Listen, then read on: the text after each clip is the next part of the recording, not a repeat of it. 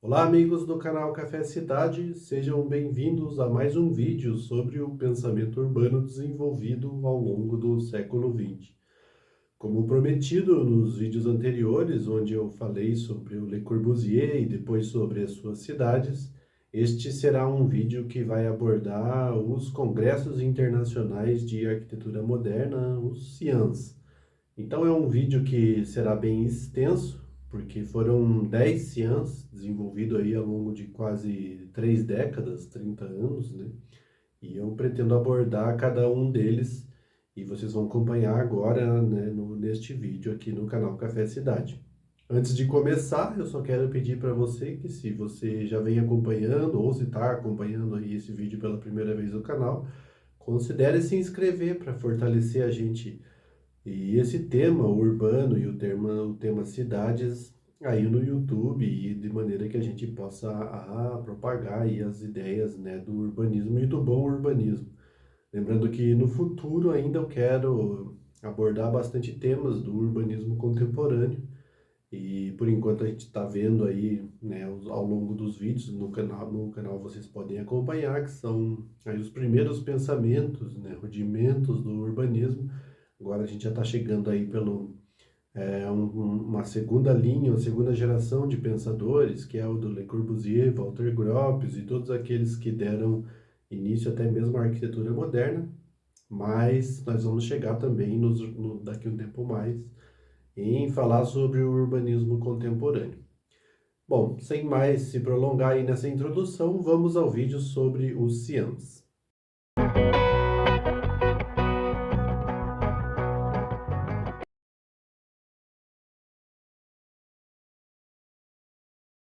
Bom, então o mundo, né, com o advento da máquina e da mecanização da produção de artefatos, e depois também de máquinas e utensílios, viu aí todo o paradigma de vida que há milênios vinha se estabelecendo no mundo mudar em pouco mais de 20, 30 anos, né? Foi a Revolução Industrial. Então, se antes a vida normal de uma família era uma vida no campo, onde ali ela habitava o pai e os filhos casavam, tinham filhos e eles habitavam todos ali quase que formando um clã familiar, né, com várias gerações da mesma família, acabou vendo esse modo de vida erodido, né? Houve uma ruptura nessa maneira de viver com a Revolução Industrial, porque as famílias migram para a cidade e na cidade elas não encontram esse espaço de habitar, né, com várias gerações da sua família, até mesmo o modo de trabalho, os deslocamentos. Então isso tudo alterou toda essa configuração familiar que há milênios vinha acontecendo aí no mundo. A, toda essa produção ela gerou um consumo maior e esse consumo, né, com a demanda fez com que a própria revolução industrial, ou seja, o próprio processo produtivo e as técnicas fossem avançando cada vez mais, então acabou entrando aí numa curva exponencial ascendente, né, subindo cada vez mais a própria demanda gerando mais tecnologia e mais avanço no ritmo de vida industrial.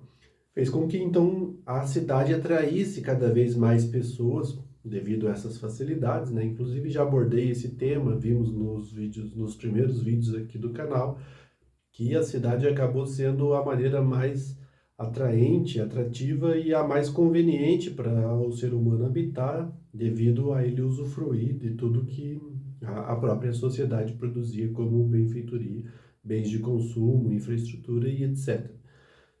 Contudo, né, também vimos nos vídeos anteriores que toda essa evolução gerou cidades insalubres, né?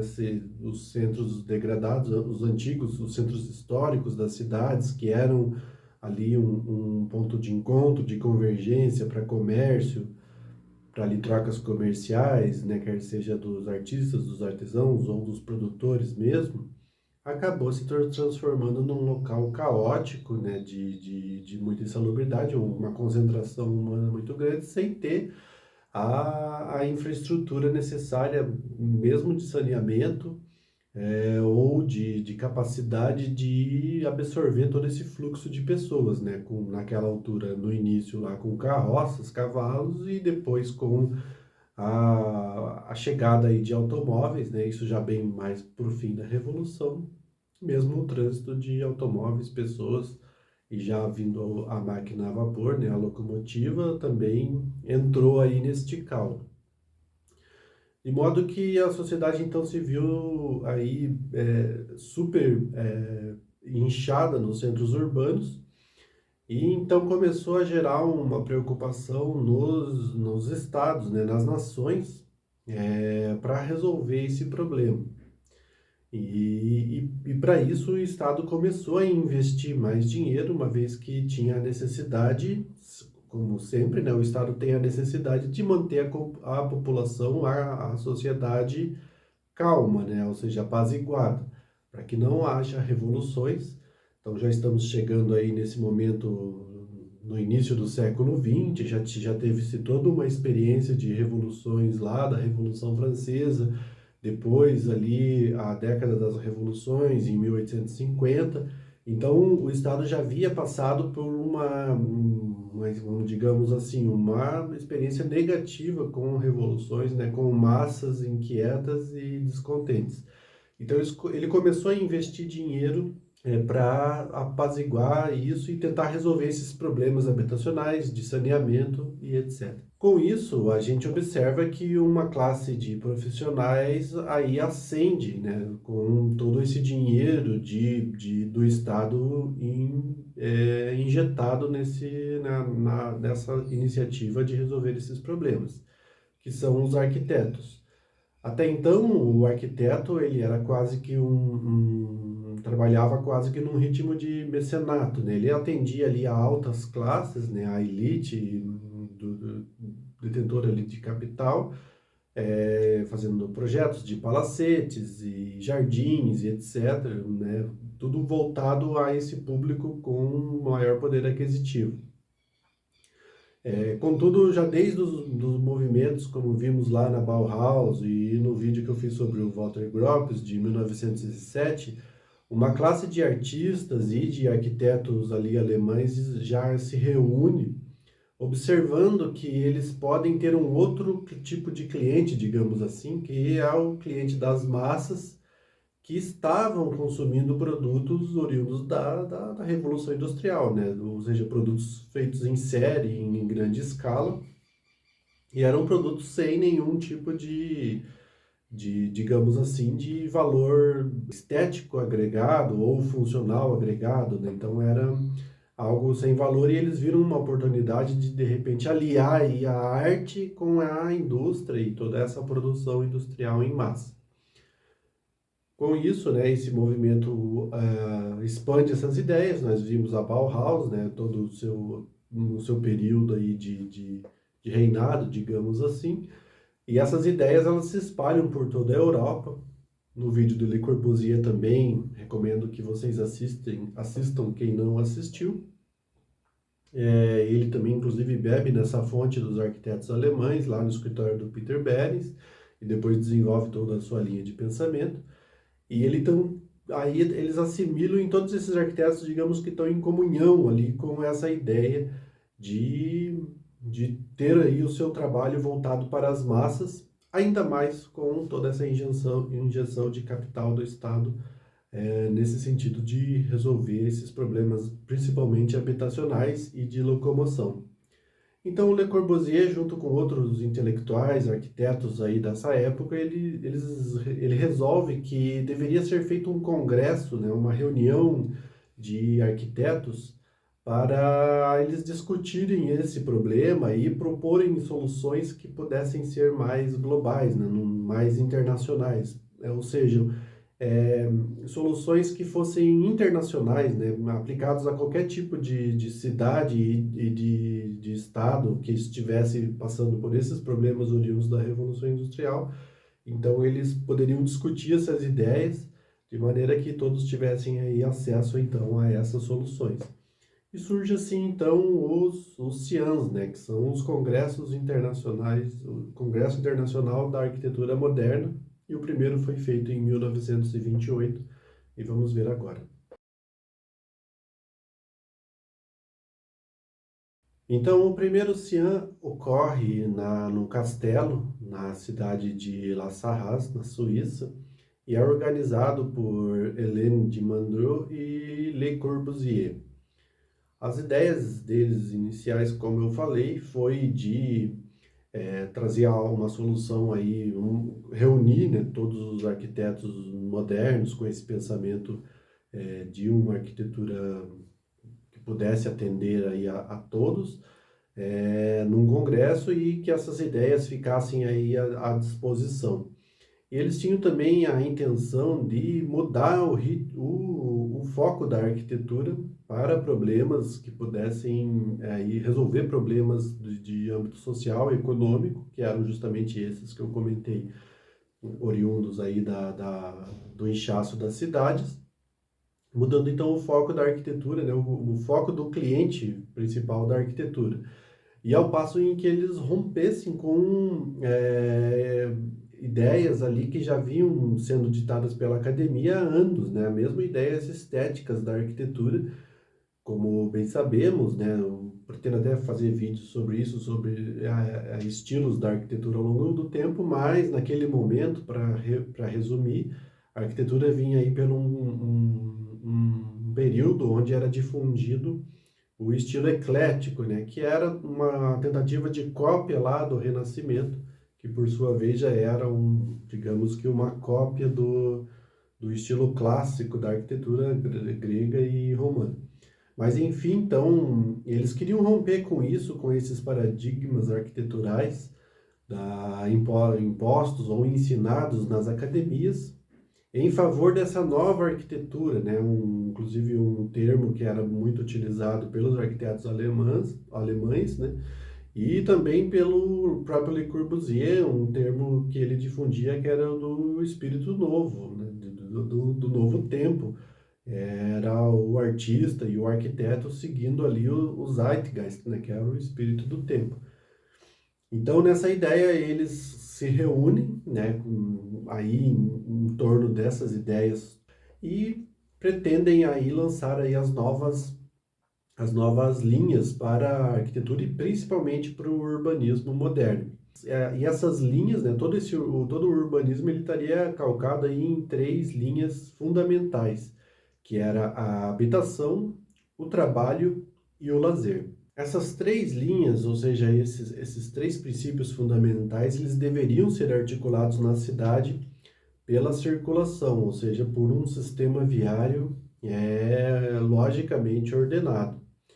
E juntando a isso, era necessário também elaborar aí um rígido controle do uso do solo e um zoneamento urbano, né? Então podemos ver que esses já eram princípios ditados lá por Tony Garnier na sua cidade industrial, né? Fiz também um vídeo sobre ele, podem procurar aqui no canal, vou deixar um card também.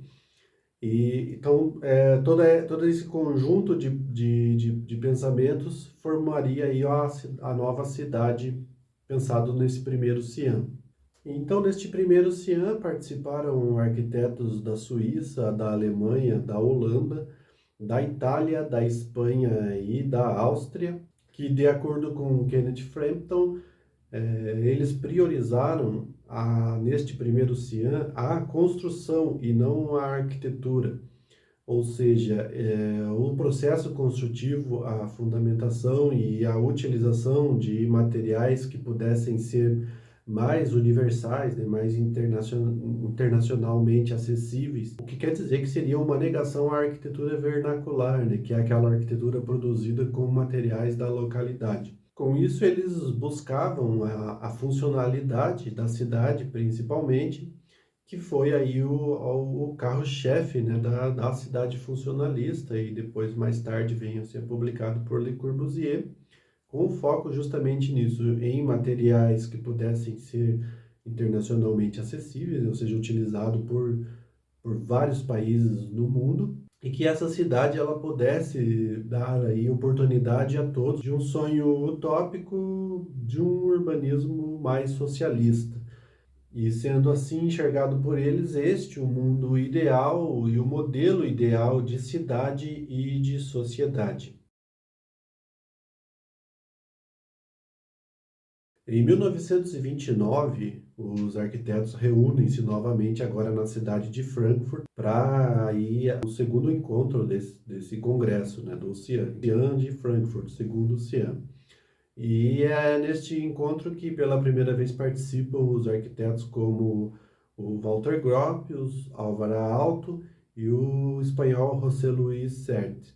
O tema deste CIAN era a unidade mínima da habitação. Após a abertura do congresso, dividem-se os grupos para aí abordarem este tema em cada grupo aí com subtemáticas. E embora né, esse tema principal nos traga à mente, né, a unidade mínima da habitação como se fosse uma área mínima possível para o ser humano habitar, não era exatamente esse o foco do CIAN, e sim de discutir resoluções técnicas para o mínimo de vida do ser humano, né? Então, eles estavam discutindo quais eram os equipamentos, quais eram, né, as soluções mesmo de transporte, de acesso, como seria dividido um projeto, um projeto arquitetônico, ou mesmo um programa arquitetônico mínimo para a habitação humana. E depois dessas resoluções técnicas, sim partir para qual seria o tamanho de uma área mínima para habitação.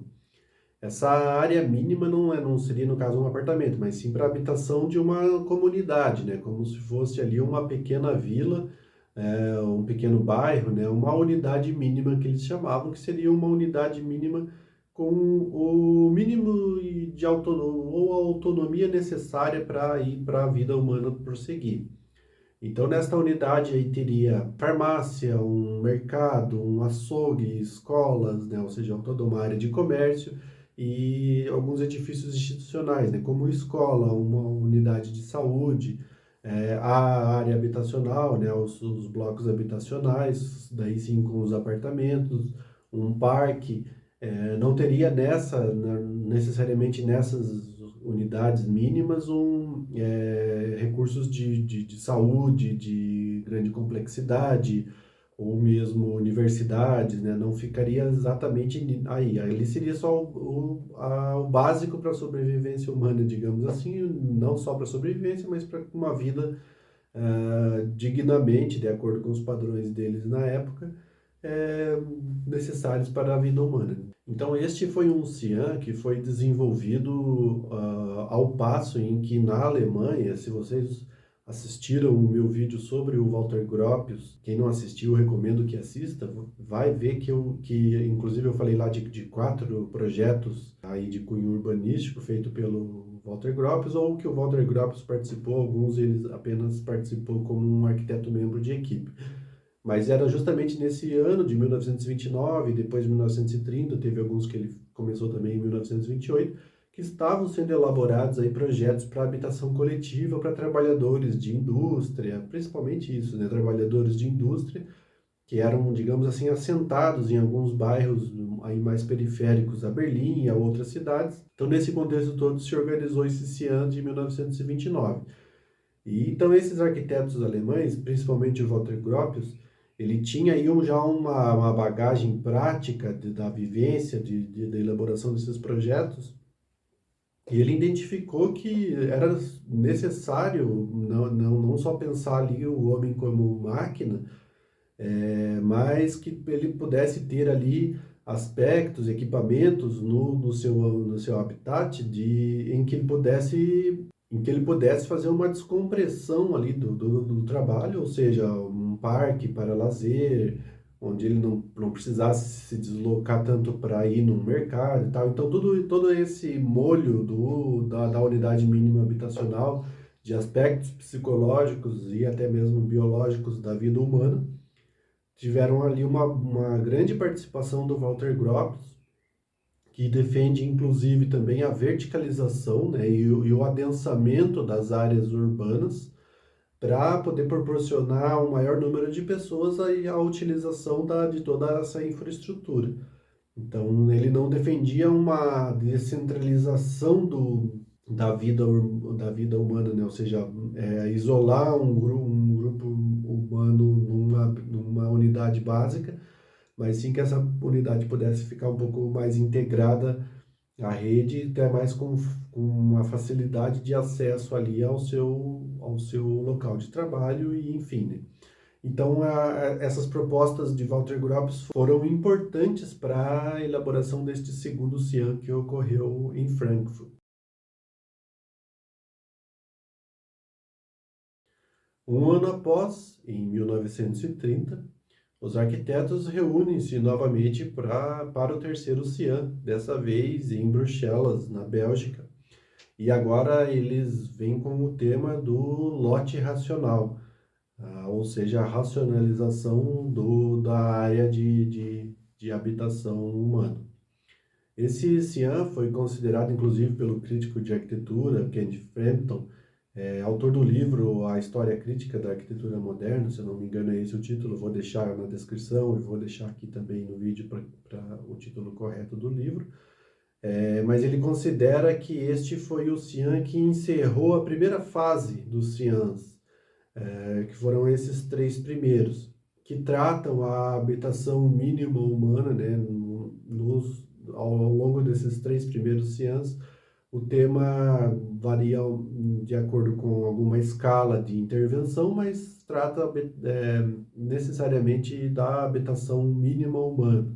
E esses três ciãs foram dominados aí por arquitetos germânicos, devido tudo que estava ocorrendo na Alemanha nesse tempo, né? Então, toda a preocupação do Estado e do Estado alemão com a habitação, habitações populares, né, para a classe trabalhadora que havia migrado para a cidade e estava padecendo disso, todo o investimento e etc. Então, esses arquitetos acabaram dominando esses três primeiros ciãs com participações, com argumentações e até mesmo contribuindo com as experiências que eles estavam vivenciando consecutivamente, né? Quase que junto com esses ciãs, eles estavam no trabalho, vinham para o ciã, digamos, com toda já aquela carga fresca na memória para poder contribuir.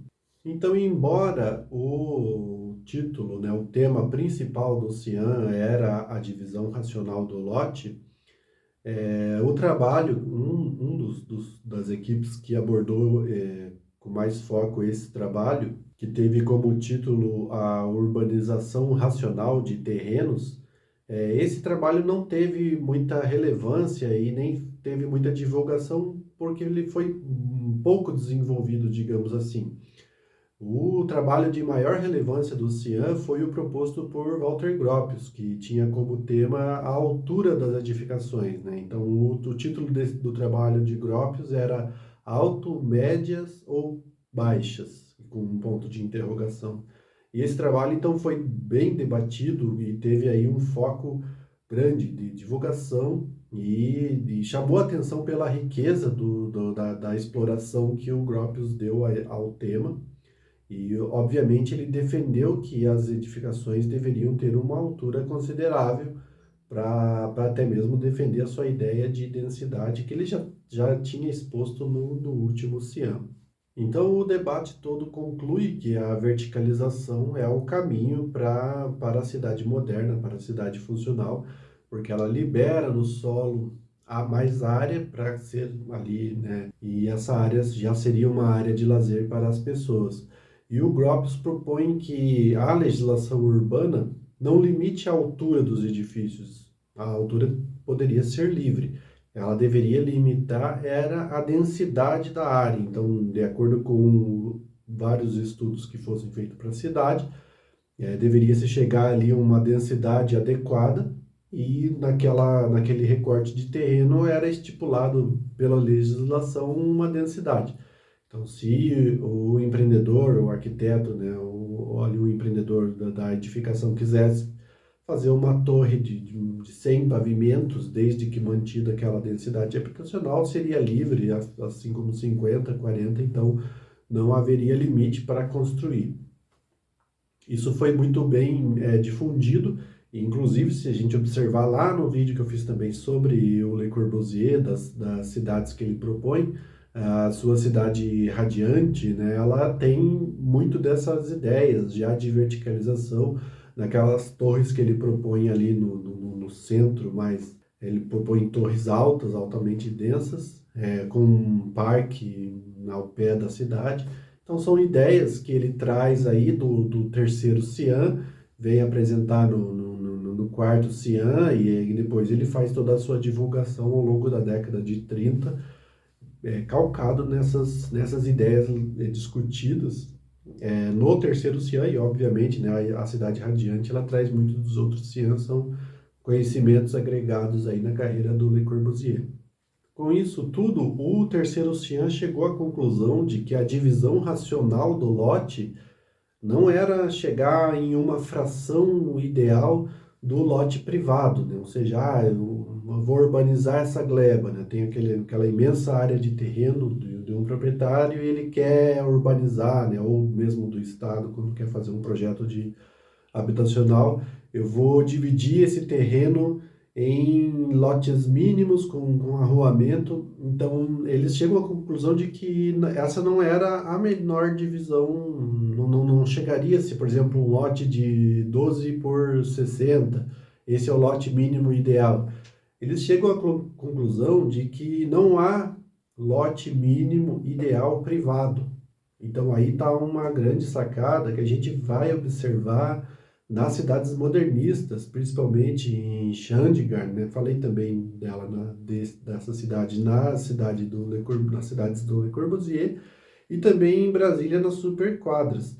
Eles identificam que o lote todo, a divisão ideal é mantê-lo todo público, de maneira que a parte privada se mantenha acima do lote, né, sob pilotis, em edifícios, em torres, e a parte privada são as unidades habitacionais.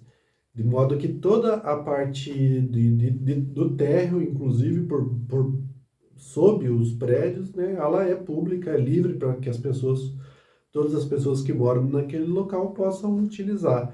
Essa então uma sacada e uma ideia uma conclusão que eles chegaram da divisão racional do lote, vamos digamos assim, a melhor divisão é aonde não há divisão. Então, se fosse fazer uma manchete para um jornal da época, talvez seria essa, né, onde que a divisão racional do lote para a cidade moderna é não haver divisão e ter todo esse lote, toda essa área de terreno disponível para toda a sociedade.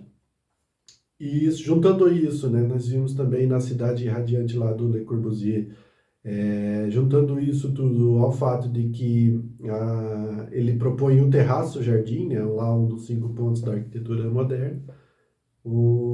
Então a gente tem aí um lote 100% aproveitável, né? Aí o térreo todo público, o terraço-jardim seria a área daquele edifício disponível aí para os usuários do edifício. Então, finalizando esse evento, observa-se que essa primeira fase do Cian, e esse evento, principalmente o terceiro Cian, ele extrapola a escala de vizinhança, né? Então, se no segundo Cian a escala de trabalho era aquela escala de vizinhança, né, digamos assim, do prédio onde você habita, e a escala abordada era ainda o mercadinho da esquina, o cinema próximo da casa, a farmácia, o parque, a escola. Então era uma escala que abordava mais a vizinhança ali da cidade, né? Foi ali que eles se concentraram, no segundo Cian.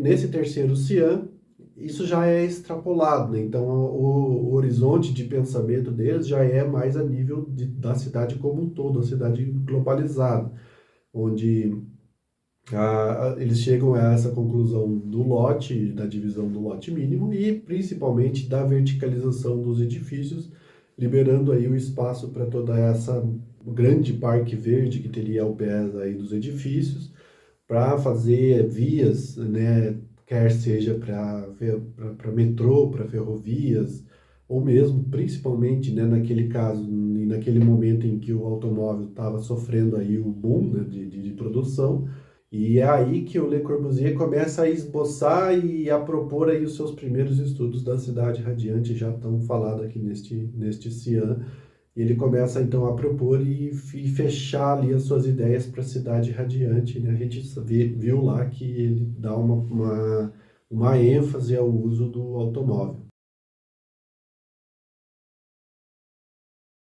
Depois de 3 anos consecutivos tendo esse congresso, o Cian dá um intervalo, aí tem um hiato de 3 anos, e eles reúnem-se novamente para o quarto Cian. E desta vez esse Cian acontece, é o Cian que acontece eles saindo acontece todo num cruzeiro, eles saem de Marseille, na França, e esse cruzeiro vai até a cidade de Atenas, na Grécia, e ali os arquitetos reúnem-se, né, neste navio de cruzeiro. O Cian que é considerado, acho que o mais importante para este momento do urbanismo, porque é dele que surge a Carta de Atenas posteriormente, né? Quando eles chegam em Atenas, é todo, discutido toda a ideia, e depois de um tempo é lançado a Carta de Atenas com ali os princípios da cidade funcional. E foi esse, inclusive, o tema do quarto Cian, que era a cidade funcional. Então os arquitetos debatem ao longo desse cruzeiro, quase que um compilado do que eles já vinham pensando nos 3 primeiros Cians, e eles finalizam, formalizam ali então a cidade funcional. A mecânica deste CIAN foi interessante. Havia 100 delegados, né, arquitetos ali responsáveis por analisarem temas. E estes 100 arquitetos, eles analisam 33 cidades de 4 continentes distintos. Para eles eram distribuídos 3 mapas, né, da mesma cidade. Um mapa na escala de 1 para 50 mil, que abordava a cidade e todo o seu entorno imediato, as suas relações suburbanas, o seu relevo, a sua geografia, né, a sua topografia. Um mapa na escala de 1 para 10 mil, que demarcava na cidade a sua área populacional, a sua área produtiva e a sua área com equipamentos públicos. E um mapa na escala também de 1 para 10 mil, que marcava toda a sua estrutura viária e todo o tráfego da cidade. Então, todo o ideal deste CIAN foi baseado aí nas pautas do urbanismo progressista. Mais tarde eu farei um vídeo sobre as duas correntes de pensamento, as duas principais correntes, né, as raízes de pensamento do urbanismo do século XX, e vou explicar mais então sobre o urbanismo progressista. E esse conteúdo todo do CIAN, como eu disse, ele foi compilado num documento chamado A Carta de Atenas, publicado estranhamente quase 10 anos depois do ocorrido, né, do evento ocorrido, que foi com a chegada do Congresso em Atenas. E resumidamente, ao final do Congresso, os arquitetos chegam a 5 aspectos, 5 princípios fundamentais da cidade, que foram sobre quais eles analisaram todas essas 33 cidades. Os 3 já eram conhecidos lá desde a primeira do primeiro Cian, né, que é a habitação, o trabalho e a recreação ou o lazer. E eles incluem então neste da cidade funcional a tradição e também a circulação como um aspecto já principal, um aspecto fundamental da cidade funcional e não mais como um elemento articulador, né? Eles já dão uma ênfase, já quase que de um eixo temático para a cidade funcional, que seria a circulação.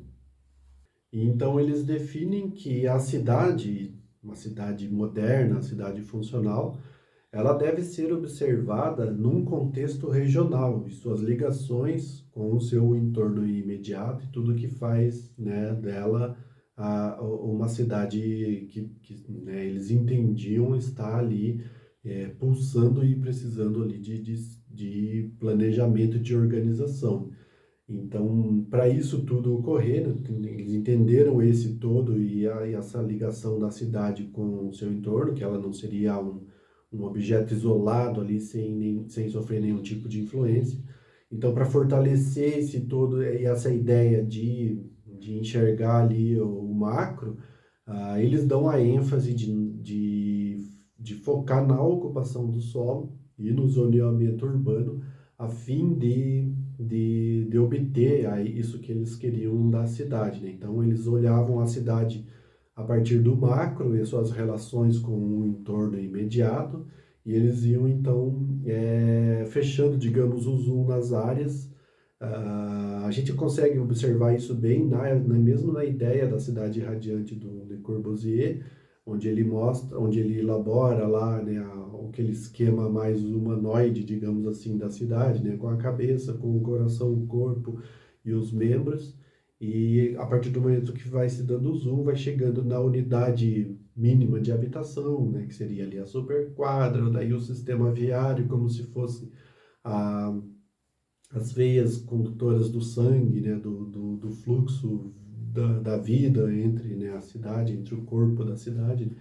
Então, assim, eles chegam, eles fecham o Xi'an, aí até por isso que é um Xi'an que foi considerado mais completo, né? Porque ele pega toda essa abordagem dos três primeiros e consegue dar um fechamento aí no Xi'an, e inclusive foi o Xi'an que gerou a Carta de Atenas, também é um tema, devido ao conteúdo dela ser super importante. Eu quero fazer um vídeo especificamente sobre a Carta de Atenas no futuro. Então, a princípio, só para fechar o Xi'an, o pensamento resumido deles foi esse. E passaram-se mais 3 anos, e agora em 1937, os Xi'ans se reúnem, agora na cidade de Paris, e com o tema habitação e lazer. Então, este Xi'an já era o segundo da nova fase dos Xi'ans, né, que aborda aí questões urbanísticas. Então, fazendo um resumo até agora, os três primeiros Xi'ans, eles abordam questões da habitação. O quarto Xi'an, e esse já era o quinto Xi'an realizado em Paris, ele já estava abordando mais questões urbanísticas. E esse também que foi o evento considerado o último da pré-guerra, da pré-segunda guerra, né? Uma vez que depois dele, os Xi'ans vieram reunir-se só 11 anos mais tarde, depois de ter acabado a Segunda Guerra Mundial, então que vem-se a se reunir. Então ele é um evento que quase que fecha ali a segunda fase de Xi'ans, e que discute mais especificamente o urbanismo, e também fecha um bloco de Xi'ans que ocorreram antes da Segunda Guerra Mundial. E como inovação, este Xi'an ele trouxe como reconhecimento o impacto que os centros históricos, as partes históricas da cidade trazem na cidade. E além disso, também a região que a cidade está inserida, né? Um exemplo, a cidade no norte da Itália. Então, não só aquela cidade, mas toda a região e cidades que estão próximas a ela, exercem uma influência, né, nessa cidade. Então, ao analisar a cidade ali sob um ponto específico, você está pegando não só características daquela cidade, mas também da região que ali fica no entorno dela. Então, quase que é uma média ali da região global. Quando você faz medidas, análises, você pega um pouco do entorno. Isso é muito observado no Brasil, né? Esse aspecto ele é um aspecto correto de observação dos urbanistas modernos. Um exemplo, quando a gente vai numa cidade aqui no Brasil, um exemplo, a Serra Gaúcha, né? Inclusive, fiz uma visita à cidade de Gramado, Canela e algumas outras ali da Serra Gaúcha. Vou até colocar em alguns outros vídeos aqui no canal, eu falarei sobre elas. Mas se você vai em uma cidade e você analisa, vê ali como é o funcionamento, o contexto, as raízes históricas dos fundadores, enfim, se você vai numa cidade vizinha, você vê que não é igual, né? Não é a mesma coisa, mas você vê influências, né, macro de uma cidade na outra, ou de povos, né? Ou seja, tudo que faz a cidade ser esse organismo vivo, ele acaba esmaecendo ainda, não deixando cidades iguais, mas você vê relações, né, de influência da região toda.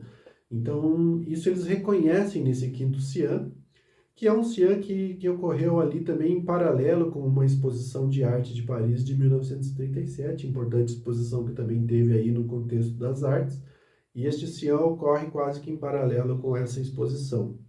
E nesta exposição que o Le Corbusier expõe também o seu pavilhão dos tempos novos, né? Que também, aí arquitetonicamente, foi um importante trabalho realizado pelo, pelo Le Corbusier, foi citado inclusive no vídeo que eu fiz sobre o Le Corbusier. Aí correu quase que em paralelo com esse quinto Cian, o Cian de Paris.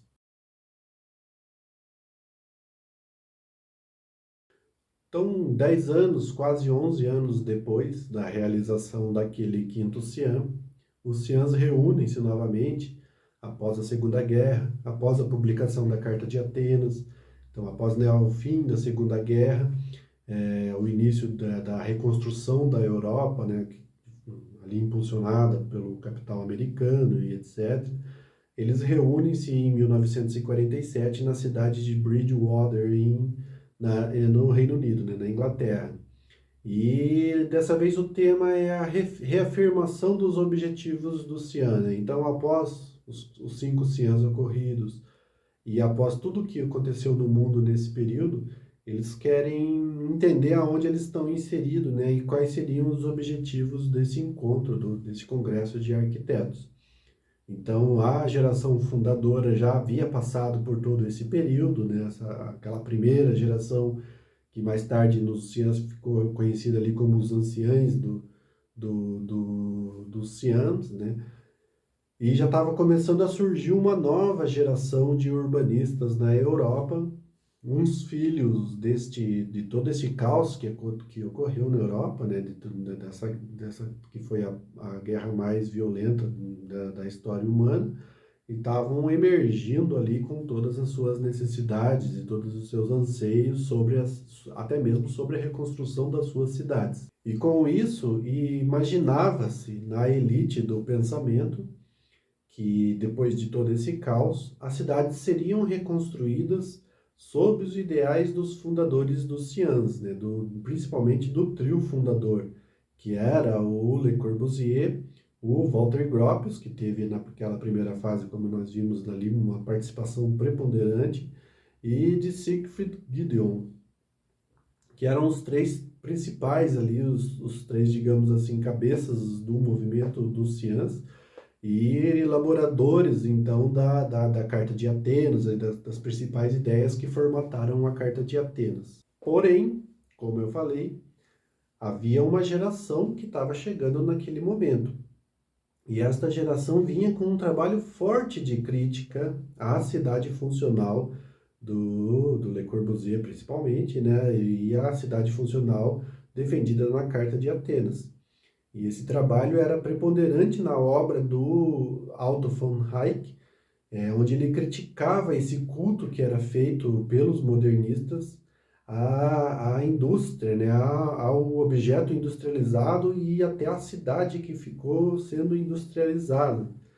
Ou seja, eles começavam a observar que se eles fossem num edifício ou num bairro produzido sob esses ideais na Alemanha, na Holanda, na França ou nos Estados Unidos, as características eram as mesmas, né? Era a mesma linguagem estética, os mesmos padrões construtivos, os mesmos materiais construtivos, né? Ou ainda que não fosse, né? A gente tem aí notícias, né? Só para fazer um parênteses aqui nesse ano, de que muitas edificações eram construídas na Rússia, por exemplo, como eles não tinham um acesso ao metal industrializado, eles construíam com madeira e pintavam com tinta metalizada para poder dar o aspecto de metal, metálico, né, aquela edificação, e seguir, digamos assim, que o padrão internacional.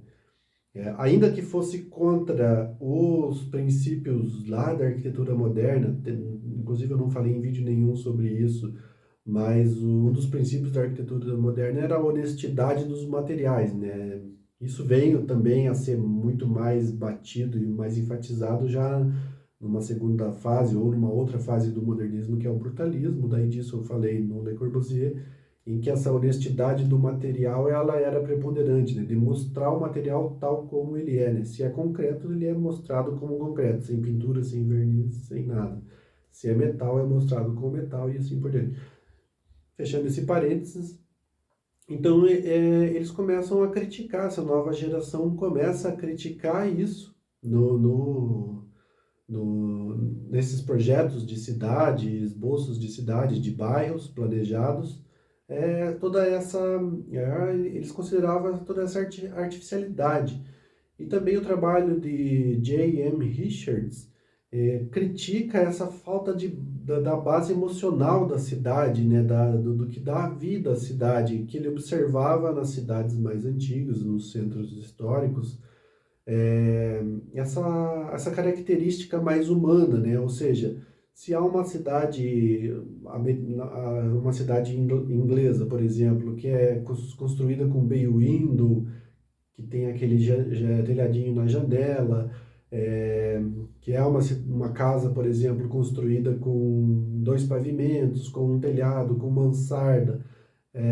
Isso é a que ele chamava de base emocional, que o ser humano se identificava com isso como casa, ou seja, tinha toda uma memória afetiva ali, quase que incrustada no seu DNA, de que aquilo para ele era lar, era casa, né? Indiferente de ela ter, por exemplo, produtos industrializados dentro ou não, aquela memória afetiva dele trazia uma sensação boa de ele estar em casa, de ele estar em família, de ele estar em aconchego. Ao passo que se você que as novas casas modernas, as casas em concreto, as casas e além de concreto com grandes vitrais em vidro e em metal, lhe parecia um aspecto mais frio, onde afastava um pouco as pessoas desse sentido de família, de até mesmo que de uma ancestralidade humana que vinha desde lá da reunião humana sobre fogueira, né? Então, até o fato de ter uma lareira em casa, para esses arquitetos da nova geração, eles falavam que isso estava ausente na cidade, eles não viam mais isso. E já estava tendo respostas na própria sociedade. E isso para os arquitetos funcionalistas, né, para os arquitetos fundadores do CIAN, foi quase que uma blasfêmia, né? Pois foi, digamos assim, uma crítica nos pontos vitais da cidade funcionalista.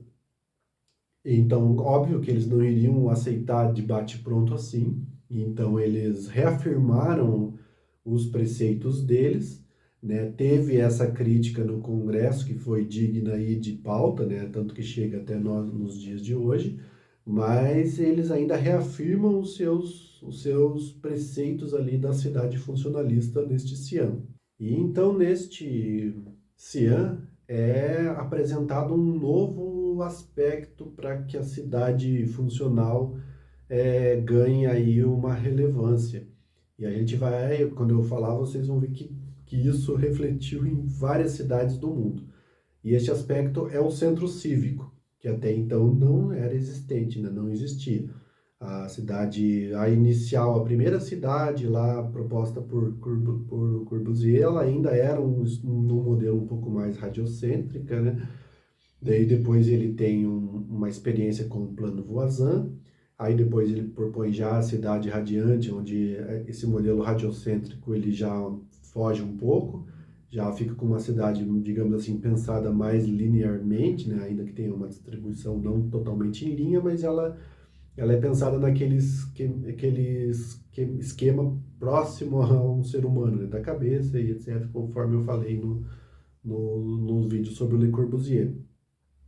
E a partir deste CIAN é apresentado então o conceito de centro cívico, que é um local onde ele vai abrigar as edificações das instituições principais da cidade, e a partir disso ele também fica configurado para as reuniões públicas, né, para as reuniões da população. Então, para festividades, datas comemorativas, onde as pessoas podem se reunir, aí quase que como se fosse uma ágora, né, lá das cidades gregas, para apresentar ideias, para protestarem. Então, isso tudo fica configurado no centro cívico. A gente observa que não por acaso, né? Inclusive, a cidade que eu moro aqui atualmente, Curitiba, tem o centro cívico e foi criado muito próximo dessa época, né? Com essa intenção, né? Então, a gente vê que os ciãs eram, com certeza, uma vanguarda relevante de pensamento urbano, principalmente, que suas decisões e suas ideias, elas influenciavam no mundo todo. Essa ideia de ter um local para reunião, para festividades, para protestos, para a participação pública não era uma ideia exatamente nova do Cian e dos pensadores modernistas ali, modernos, né, Le Corbusier e toda a sua turma. É uma ideia que se vocês olharem, inclusive um vídeo que eu fiz lá atrás sobre o Charles Fourier, onde ele propõe ali os falancérios, embora numa escala bem reduzida em relação à cidade, ele propõe uma praça com essa ideia de uma praça para reuniões populares, para festividades, para debates públicos. Então, como eu disse, o Le Corbusier não era um cara aleatório na história e começou a tirar ideias e expor, né? Ele era um cara super estudioso, principalmente desses assuntos urbanos e que envolvia a cidade.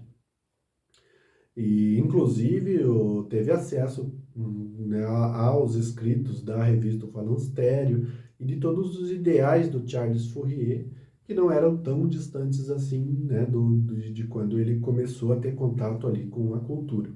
Então, a gente observa já agora, 50 e quase próximo à década de 50, a aplicação dessa ideia aí mediante a proposta do centro cívico na cidade funcional.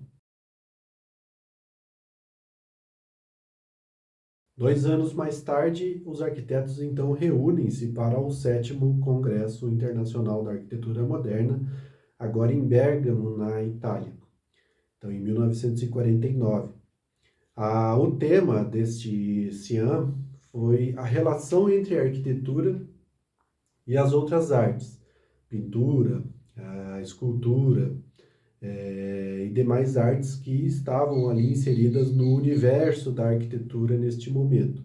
Contudo, como eu falei, devido aí a essa nova geração estar ávida por fazer aí as suas ideias e os seus pedidos, seus anseios serem ouvidos, aquelas críticas lá do sexto congresso não finalizaram lá, embora os fundadores conseguissem ali impor, digamos assim, os seus ideais e fazer valer naquele congresso, né, reafirmar ali os seus preceitos. Quando chegou em Bergamo, essa nova geração continuou com as críticas e os debates e com ideias cada vez mais fundamentadas, né?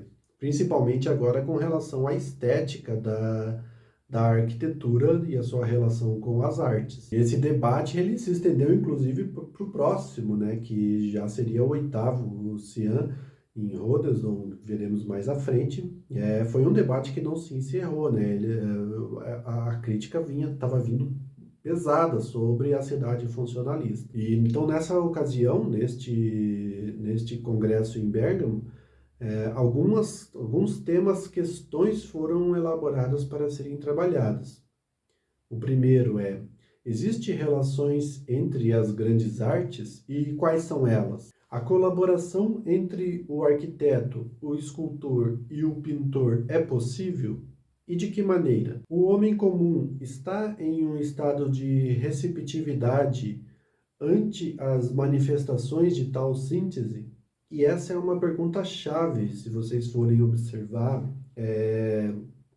o que eu falei no último Cian, no sexto Cian, da crítica do J.M. Richards e do von Hayek sobre a falta dessa base emocional na cidade, que embora a elite pensante, né, estivesse de acordo com os preceitos da cidade funcional, e entendesse o porquê as coisas chegaram àquele ponto, sobre a utilização de materiais industrializados, já num esboço aí de globalizar as cadeias de produção, né, do aço ser distribuído mundialmente, do alumínio principalmente, do vidro, da utilização do concreto armado, a crítica dessa nova geração é o homem comum, a pessoa que tem o seu trabalho, a pessoa que vem do ambiente rural, está na cidade, está ali atuando como um comerciante, que não tenha, de repente, o acesso a essa cultura de entender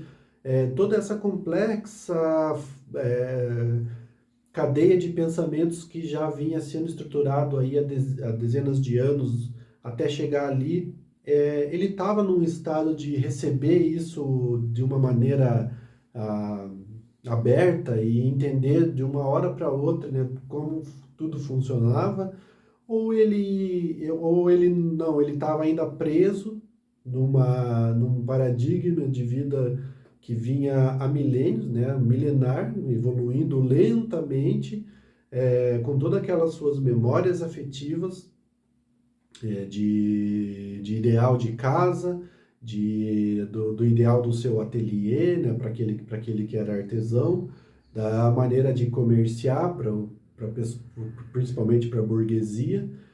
Então, né, sem ter o acesso a toda a cultura, toda a evolução do pensamento artístico, cultural, é, ele não, a crítica deles e o ponto deles nessa última questão era de que esse homem comum, que eles chamavam, ele não estava pronto e talvez até nem quisesse estar pronto para receber toda essa bagagem, toda essa relação da nova arte, né, do espírito novo proposto pelo Le Corbusier, e eles até questionavam de se era, digamos assim, entre aspas, né, isso é uma palavra que eu coloco sobre né, a percepção que eu tive, se era justo impor a eles isso, né, uma vez que a individualidade não estava sendo respeitada, né, porque se eles não tinham todo acesso a essa cultura, e também não tinham chegado a esse estado elevado de espírito, né? Até o que ali nas entrelinhas da questão é colocado, para receber toda essa inovação do pensamento urbano.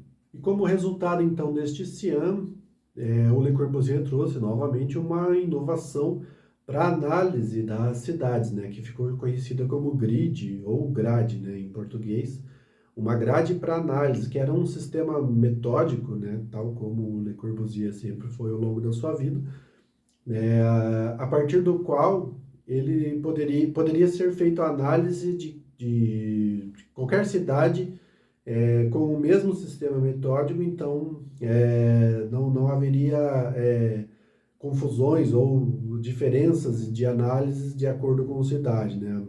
Um exemplo, se uma pessoa fosse a Paris e começasse a analisar Paris, poderia ficar encantado por ser a cidade luz, a cidade... E poderia ter uma análise contaminada da cidade devido ao impacto que ela tem né, e fazer uma análise errada, ao passo que se ela fosse para Detroit, para uma cidade, ou uma cidade que tivesse em decadência, enfim, e ela poderia ter uma outra análise pelo aspecto, ou mesmo pelo aspecto emocional. Às vezes o arquiteto é daquela cidade e tem ali vínculos afetivos e tal, poderia fazer então uma leitura mais emotiva da cidade, e isso distorceria a análise do ponto de vista técnico. Então o Le Corbusier propõe esse sistema de análise por meio do que ficou chamado como grid. Isso foi uma inovação deste sétimo CIAM. E então nós chegamos em 1951 em Roddesdon, na Inglaterra também, e o CIAM se reúne aí para o 8º Congresso com o tema O Coração da Cidade. E este CIAM ficou marcado pelo ápice das críticas, como eu falei, dos dois CIAMs anteriores, e culminam então em Roddesdon a uma crítica ferrenha à cidade funcionalista. E esse tema, o coração da cidade, o foco dele é nos centros históricos e nos locais históricos das cidades, a importância e a relevância deles para qualquer cidade, né? Principalmente as cidades mais históricas, as cidades mais antigas da Europa. E esse encontro ele é considerado um marco para o urbanismo, porque é a partir dele que se, digamos assim, prova, ou que se é contestado com argumentos muito críveis, da falência de ideias corbusianas da cidade funcionalista, difundidas no documento que ficou conhecido como a Carta de Atenas. E os centros históricos das cidades, então, volta ao foco do debate, onde eles contestam as soluções demolidoras de centros históricos para construções de novas cidades funcionalistas. Eles identificam que isso é totalmente errado. Uma ideia que foi defendida por Le Corbusier desde lá do plano Voisin, né, e já foi considerado um pouco estranho, mas que ao longo aí dessas 20 décadas, desde que isso ocorreu, quase 30, desses 20 anos, né, dessas 2 décadas, quase 3 décadas, se provou que era uma solução totalmente inviável. E neste contexto, eles começam a utilizar até cidades americanas como exemplo. Lembrando que nas cidades americanas começou a ocorrer um fenômeno de suburbanização, que é eles deslocam ali os núcleos residenciais para os subúrbios, e a criação de shopping centers e malls, né, que são áreas ali de concentrada de venda, de comércio, de lojas de departamento, né, onde se vende de tudo, e aí tem aquelas grandes áreas residenciais, né, onde não se encontra nenhum tipo de comércio naqueles locais. E isso é considerado por esse pessoal do Cian, em Rodesdon, como a descentralização da cidade, né? Então acaba que a cidade perde a referência do seu centro histórico, né? O centro histórico que vem sendo formado desde o início lá das aglomerações humanas, né, após o feudalismo, aquela concentração de burgueses ali, de comerciantes nos burgos, para troca a princípio como escambo mesmo, né, uma troca de mercadoria por outra, e depois mesmo com a invenção monetária, ali foi começando a se formar os centros urbanos e crescer. Desde esse tempo, a referência de cidade era um centro comercial, o centro de trocas. Daí, depois disso, não só mais de mercadorias, mas de conhecimento. Se a gente pegar o estudo da universidade moderna, né, das escolas modernas, se a gente pegar toda essa historiografia das universidades, ela nasce nos centros urbanos, onde o mestre começa a dar aulas e daí depois vai se agregando alunos, né, principalmente os filhos dos burgueses que começam a querer ter acesso, os pais começam a querer dar acesso à cultura aos filhos e envia para próximo da onde está esse mestre, né, desse saber, e eles começam a se estabelecer em hospedarias ali por próximo ao centro, eles se hospedam então nessas repúblicas, nessas hospedarias, e vão ter a aula com o mestre, né? Até que essas hospedarias elas ficam tão influentes e tão cheias de estudantes que eles começam a identificar que é mais fácil trazer o mestre para essas hospedarias do que cada um desses estudantes irem lá para a casa do mestre para obter as aulas, né? Então é onde começa a se configurar a escola conforme a universidade, né? Conforme a gente conhece hoje. Eles trazem aí o mestre para a escola, e ele começa ali, aí a gente já sabe, já pode imaginar, né, conforme como vai se desenrolar. Os quartos vão ficando maiores, vão se transformando em salas de aula, enfim. É um estudo bem interessante. Eu vou fazer um vídeo sobre a história da educação, né, de como a escola moderna surgiu, e o quanto isso influenciou na cidade e a cidade influenciou neste modelo de escola que nós temos até hoje. Mas farei um vídeo no futuro, assim, né, que eu consegui encaixar um cronograma. Enfim, o discurso desse Cian é que o centro histórico ele se perdeu, né? Então, né, se a gente vê desde os Cians, 2 Cians anteriores, né, onde eles dão o foco no homem comum, no homem comum, no homem comum, né? Essa nova geração, né, que estava aí já com grande relevância, né, com trabalhos publicados, com estudo elaborado. E a gente vai ver daí também daqui para frente nos outros ciãs, que é uma geração que ela vem muito focada e muito embasada teoricamente, né? Então não são com argumentos vazios, né? Eles começam a trazer métricas, inclusive usar a própria grade do Le Corbusier para fazer críticas, né, e apontar os defeitos da cidade funcionalista. E aqui, então, eles, como o tema desse do coração da cidade, né, entende-se que o coração da cidade é o centro, principalmente o centro histórico, que é dali onde emanava, né, pulsava vida para a cidade. E isso foi cada vez mais morrendo. Então, com a morte do coração, o corpo todo morre, né? Não tem mais sangue, não tem mais fluxo sanguíneo bombeando nas artérias e nas veias da cidade. Exemplo disso que eles utilizaram foram cidades americanas e as cidades com intervenções modernistas que estavam acontecendo pela Europa. Ao final deste Cian, então qual é a conclusão que eles chegam? Imaginar também que aquele centro oriundo, originário da cidade, né, aquele ponto ali, digamos, de convergência, né, de onde irradiou a cidade, devesse ser olhado e tratado e deixar ele conservado ali para que ele permanecesse sempre como tal, também era inviável, porque eles também, como eu falei, não eram críticas vazias, né? Eram críticas fundamentadas dessa nova geração. As cidades cresceram, né? Não eram mais aquelas cidades de 10, 15 mil pessoas da Idade Média. Eram cidades que aí já passavam muitas de 1 milhão de pessoas. Então, como as cidades expandiram, obviamente que as trocas iriam acontecer em diversos pontos. Contudo, o que eles queriam defender é que a cidade, ainda que crescesse e se expandisse regionalmente, em densidade populacional, ela deveria manter um centro, que não era mais já um centro georreferenciado, né, localizado, com uma coordenada latitude e longitude definida, né, mas como uma área onde toda essa comunidade pertencente à cidade pudesse fazer o que eles chamaram de repositório de memórias, né?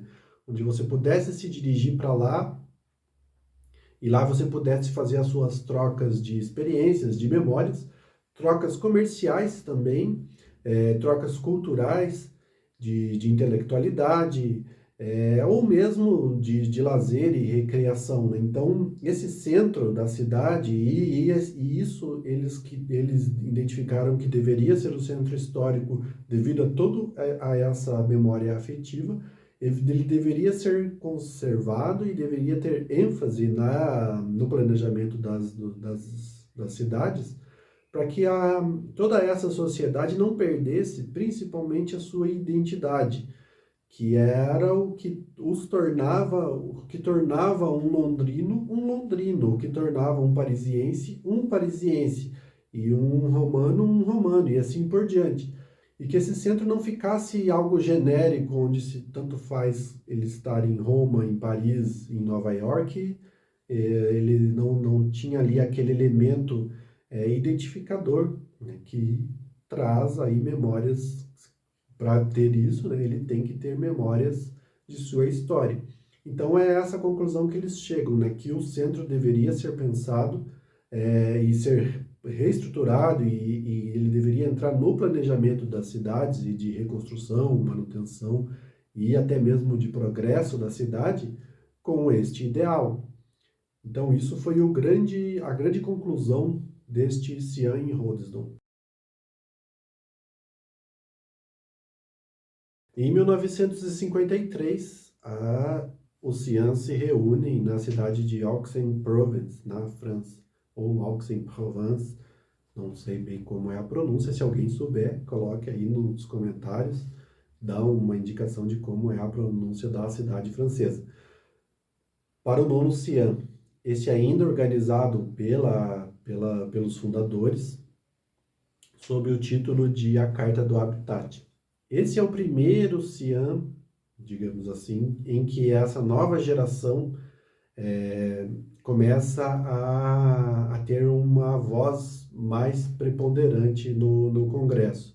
Ela encontra com essa geração ali do pós-guerra já estava indo para uma meia-idade e ela se encontra com uma geração ainda totalmente nova, né, de jovens, muitos estudantes universitários que começaram a participar do Cians. Então ela se junta ali com comerciantes universitários comulgados com o mesmo ideal, com as mesmas ideias, né, com o mesmo pensamento. E fica ali uma ideia quase que comum, daí tanto dos fundadores quanto dessas novas gerações, de que era necessário lançar um novo documento que revisaria a Carta de Atenas. E esse documento seria a Carta do Habitat. Então esse dia ficou marcado fortemente por este confronto de gerações, né? As gerações fundadoras, já mais velhas, digamos assim, e essa nova geração que vinha com toda essa demanda e toda essa observação sistemática da cidade que eles vinham estudando e produzindo conhecimento. Essa geração nova, eles começam a voltar o olhar para os espaços entre edificações de trabalho e habitação e as edificações de lazer, equipamentos públicos, né? Então, eles começam a observar, fazer as primeiras observações que esse espaço ele não é desconsiderável, né? Eles começam a dizer que é ali onde a vida acontece, onde as trocas acontecem. Não é somente no café, não é somente na biblioteca, mas é no caminho de você se locomover entre a sua casa, o seu trabalho e a biblioteca. É uma parada para um sorvete, para uma pipoca, para um cachorro-quente. Naquela época, né, ainda hoje, mas naquela época muito mais, eles paravam para fumar um cigarro, para esperar chegar o ônibus, o bonde, o metrô, da hora de começar a trabalhar, da hora de começar a estudar. Então, a vida, eles começam a observar que a vida acontece ali, nesse espaço que nós chamamos de rua, né? E em cidades em que você se sente bem, que você se sente num local agradável, a rua é muito valorizada, né? Ela é construída arquitetonicamente de uma maneira que você se sente bem estar ali. Iluminação adequada, piso adequado, pavimentação adequada, a ambientação adequada, né, com ali um controle sonoro agradável, né, nem silencioso e nem extremamente barulhento. O clima é controlado, né, então se há cidades em ambientes muito quentes, então tem ali um espelho d'água, tem vegetação que propicia ali um refresco um pouco maior. Se há cidades em locais muito frios, né, então tem elementos que formam barreira para vento, desníveis de piso que mantêm o local um pouco mais aquecido, que pessoas ficam em torno. Então, eles começam a apontar essa observação que até então não era feita pelas gerações anteriores. Então, dentre essa nova geração, se destaca aí um casal de arquitetos, que é Peter e Alison Smithson. E eles têm uma obra relevante para o pensamento urbano, com projetos, inclusive, alguns realizados. Também no futuro pretendo fazer um vídeo explorando a obra deles, mas eles participam desse Cian, já no anterior eles tinham uma participação aí um pouco menos relevante nos anteriores, mas é nesse que eles propõem um trabalho mais contundente. Ainda que, né, se a gente observar depois a obra deles, não era uma ideia totalmente fechada, principalmente no que eles chegam aí ao final da carreira, mas eles estavam no processo, né, como eu digo sempre nos vídeos, né, o conhecimento é sempre incrementável, né, eles estavam no processo de conhecimento para chegar aí no que foi aí há anos mais tarde. E neste CIAN, então, eles apresentam um trabalho intitulado A Hierarquia das Associações. E lá eles começam a expor algumas dessas ideias e outras que eles vieram a trabalhar mais à frente, principalmente as ideias de clusters, né, de unidades e a atenção para a vizinhança, né, que seria aí uma tradução mais literal dessa ideia de clusters. E eles então expõem toda uma ideia, todo um trabalho onde eles começam a enfatizar isso e dentre esses outros temas que eu comentei anteriormente. E é neste trabalho que eles propõem então a substituição daqueles eixos temáticos lá da cidade funcional, habitação, trabalho, lazer e circulação, por um eixo em que eles chamam de habitação escalar, que seria casa, rua, distrito e cidade.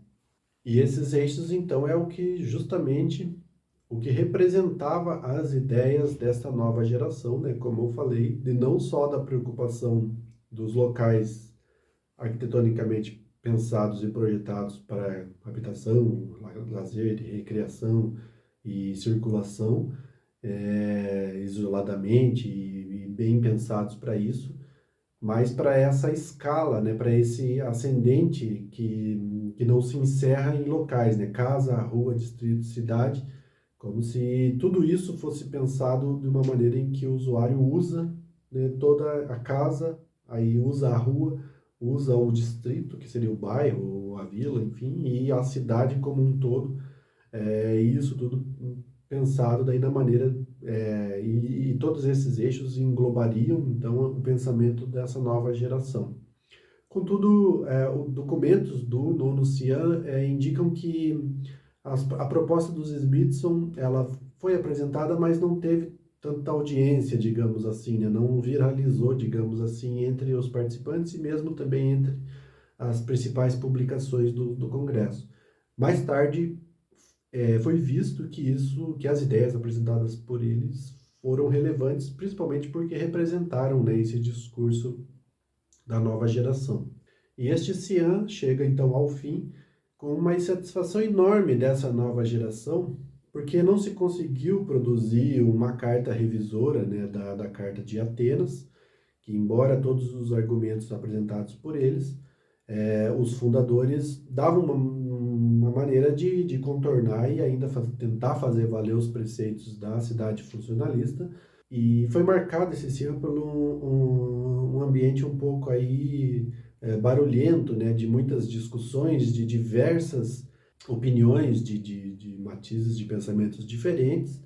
Contudo, o que se ficou acordado e que foi um intuito geral aí de ambas as gerações é de que se deveria fazer aí um documento revisor para a Carta de Atenas. Mas não foi feito neste CIAN, a Carta do Habitat, embora o tema tenha sido esse, a Carta do Habitat, ficou-se considerado isso, mas esse documento acabou não sendo realizado neste nono CIAN.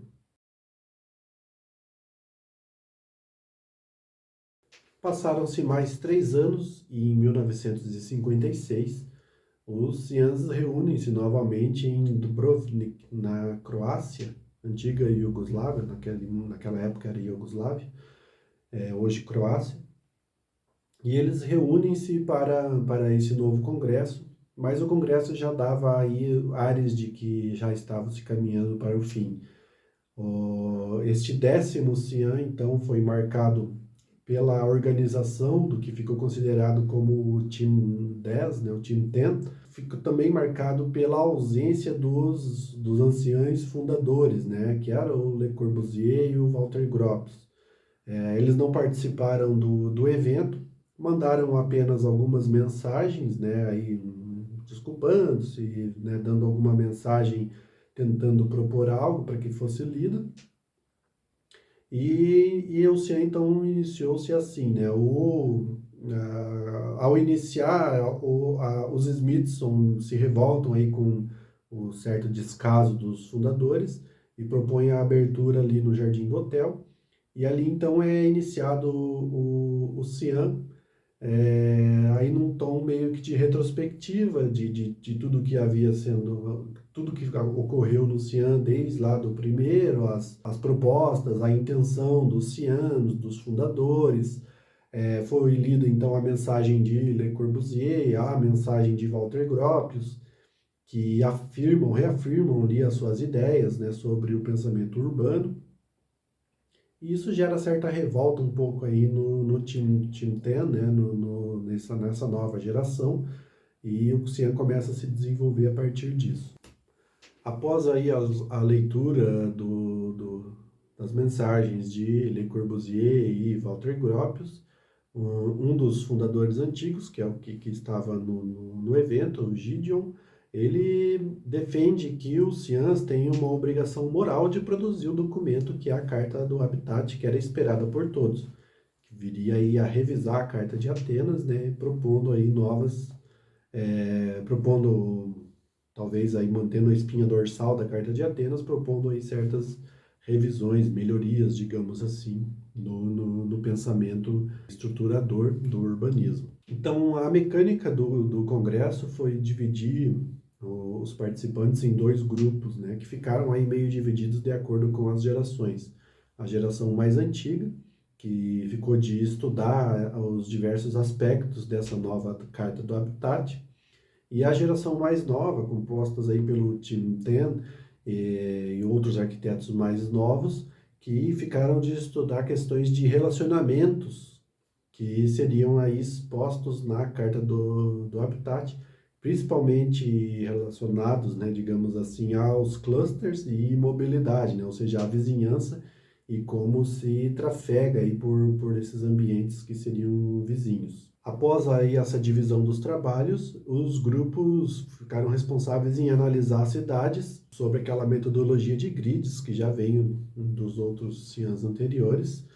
Então, essas análises todas foram compiladas num documento com diagramas e análises e legendas que ficou denominado como o Pergaminho de Dubrovnik, elaborado por essa nova geração. E esse documento ele foi analisado e desenvolvido sobre as perspectivas de 4 pontos, que seria a identidade, associação, cluster, que seria essa vizinhança, né, esse sentido de vizinhança, e o de mobilidade.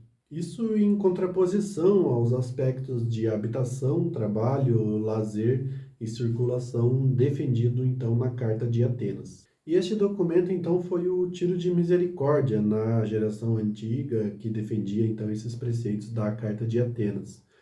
E diante da argumentação fundamentada, né, neste documento, ficou ali estabelecido de que esse congresso oceano ele se encerraria naquele momento e que o Team 10, né, organizaria fóruns onde arquitetos aí do mundo todo poderiam participar individualmente ou coletivamente, ou uma reunião de uma cidade fosse a esses fóruns debater esse novo urbanismo, né, sobre essa nova ótica, de acordo com esses preceitos aí elaborados então nessa que ficou conhecida como a Carta do Habitat.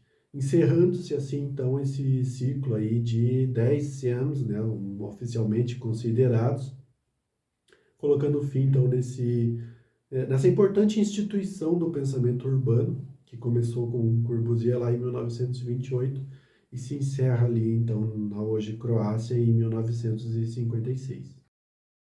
Então é isso, pessoal. Como eu comentei, este talvez seja um dos maiores vídeos que eu tenho produzido aqui no canal, né, devido ao conteúdo ser extenso, mas eu achei importante compilar todos os ciãs num único vídeo para que a gente pudesse observar como o pensamento surgiu da cidade moderna, surgiu, foi exposto, atingiu aí o seu ápice e começou a sofrer as críticas de novas gerações, do pós-guerra e etc., até que culminou aí com a Carta do Habitat. Enfim, tem várias referências ao longo desses 10 anos. Naturalmente que é um vídeo bem resumido, né, de cada um deles, mas espero que vocês tenham gostado. Eu acho que dá para a gente perceber muito de como as nossas cidades já hoje em dia chegaram a esse momento que estamos e as influências que sofreram, né? Então, é um momento que a gente chega aqui no estudo do urbanismo do canal, onde a gente já chega quase que na contemporaneidade do pensamento urbano do mundo. A gente vê como as cidades evoluíram, né, e chegaram aí nesse momento, na metade do século XX para frente. Então, a gente viu como Gropius, Le Corbusier foram importantíssimos aí, né, para esse início e essas primeiras propostas do pensamento urbano, né, e todo esse contato que eles estavam com a indústria e tal, etc. Depois da guerra, essa nova geração que fez importantes críticas e importantes argumentos, né, argumentando em favor do homem comum, de como ele perceberia isso, como ele estaria para receber isso. Até que é proposta aí essas novas ideias. Muitos desses arquitetos novos, os Smithson e outros arquitetos também têm uma obra que é interessante a gente estudar, entender, até que a gente vem chegar aí no futuro, pretendo também fazer vídeos sobre o Yangel, que é um importante urbanista em atividade até hoje. Tem um trabalho precioso aí, eu gosto muito do trabalho dele e pretendo aí abordar e até fazer alguns dos seus ensaios, né, que ele propõe, e outros mesmo arquitetos americanos, urbanistas, que têm vídeos importantes, né, tem livros importantes como Jeff Speck, de Cidades Caminháveis. Também quero abordar assuntos deles. E então é isso, espero que vocês tenham gostado deste vídeo resumo aí dos Siams. Nos próximos vídeos eu quero mostrar aí como eu falei lá no meio do vídeo, visitei algumas cidades da Serra Gaúcha, vou expor aí algum ponto de vista sobre as cidades. E nos próximos vídeos pretendo também falar aí sobre o início do planejamento urbano no Brasil, aí com o foco mais nas cidades brasileiras, né, de como tudo foi acontecendo aí do planejamento urbano para as nossas cidades. Como sempre, né, o Brasil é sempre um caso à parte. Naturalmente que a gente sabe que Oscar Niemeyer, Lúcio Costa tiveram uma influência enorme de Le Corbusier, mas as cidades começaram a ser planejadas muito antes de Brasília, muito antes de Oscar Niemeyer e Lúcio Costa, e é isso que eu quero abordar aí nos próximos vídeos. A gente vai se encaminhar para um estudo aí, né, uma explanação e uma conversa sobre planejamento urbano em cidades brasileiras. Então, para isso, se inscreva no canal se você gosta do tema, do assunto. Se você conseguiu chegar até aqui, teve paciência de chegar até aqui no vídeo, deixe o seu like, né, para fortalecer o nosso trabalho, aí, o nosso bate-papo sobre cidades no YouTube. Obrigado por assistirem e até a próxima.